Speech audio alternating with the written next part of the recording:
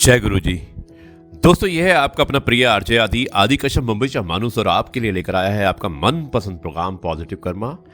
आज है episode number 551। आज के एपिसोड में मैं सुनाना चाहता हूं आपको एक छोटी सी कविता और एक छोटी सी कहानी। मुझे उम्मीद है कि ये आपको पसंद आएगा। मेरी कविता का शीर्षक है वो भी क्या दिन थे। मम्मी की गोद और पापा के कंधे, ना पैसे की सोच और ना ही लाइफ के फंडे, ना कल की चिंता और ना ही फ्यूचर के सपने, लेकिन अब कल की है फिक्र और अधूरे हैं सपने। पीछे मुड़ के देखा तो बहुत दूर थे वो अपने, पीछे मुड़ के देखा तो बहुत दूर थे वो अपने, मंजिलों को ढूंढते ढूंढते कहां खो गए हम। क्या सच में इतने बड़े हो गए हम? क्या सच में इतने बड़े हो गए हम? दोस्तों, यह है आपका अपना प्रिय आरजे आदि कश्यप मुंबई से मानू सर आपके लिए लेकर आया आपका मनपसंद प्रोग्राम पॉजिटिव कर्मा। आरजे आदि कुछ अलग हो जाए, इसमें मैं आपको सुनाना चाहता हूं एक कहानी, और कहानी का शीर्षक है 3 गुरु। मुझे उम्मीद है कि यह कहानी आपको पसंद आएगी। शुरुआत करता हूं इस कहानी की कुछ इस प्रकार। दोस्तों, बहुत समय पहले की बात है। किसी नगर में एक बेहद प्रभावशाली संत रहते थे। उनके पास शिक्षा लेने हेतु कई शिष्य आते थे। एक दिन एक शिष्य ने संत से सवाल किया कि स्वामी जी, आपके गुरु कौन हैं? आपने किस गुरु से शिक्षा प्राप्त की है? संत शिष्य का सवाल सुनकर मुस्कुराए और बोले, मेरे हजारों गुरु हैं। यदि मैं उनके नाम गिनाने बैठ जाऊं तो शायद महीनों लग जाएं, लेकिन फिर भी मैं अपने 3 गुरुओं के बारे में तुम्हें जरूर बताऊंगा। एक था चोर। एक बार मैं रास्ता भटक गया और जब दूर किसी गांव में पहुंचा तो बहुत देर हो गई थी। सब दुकानें और घर बंद हो चुके थे, लेकिन आखिरकार मुझे एक आदमी मिला जो एक दीवार में सेंध लगाने की कोशिश कर रहा था।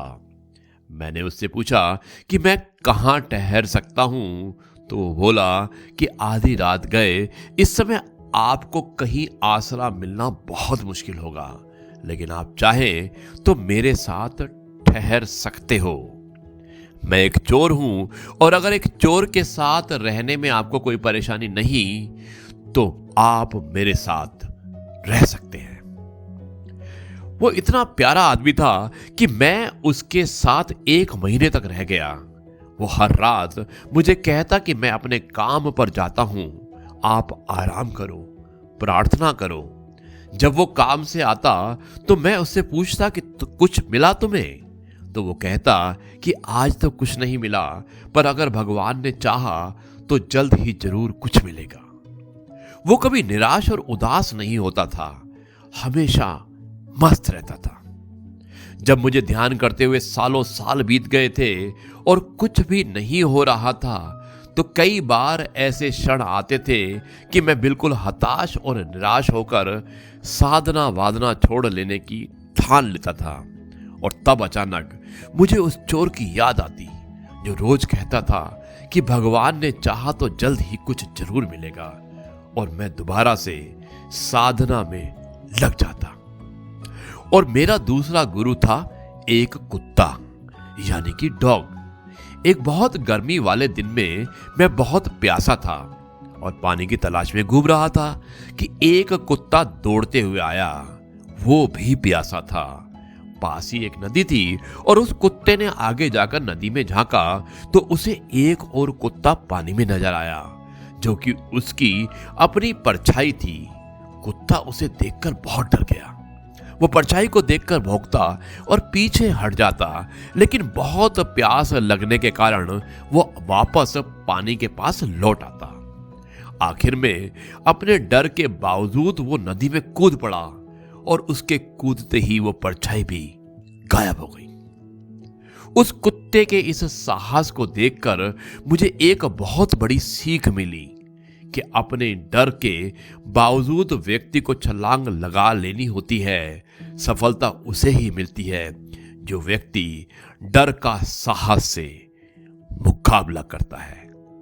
और मेरा तीसरा गुरु एक छोटा बच्चा था। मैं गांव से गुजर रहा था कि मैंने देखा एक छोटा बच्चा एक जलती हुई मोमबत्ती ले जा रहा था। वो पास के किसी गिरजाघर में मोमबत्ती रखने जा रहा था। मजाक में ही मैंने उससे पूछा कि क्या ये मोमबत्ती तुमने जलाई है? वो बोला, जी मैंने ही जलाई है।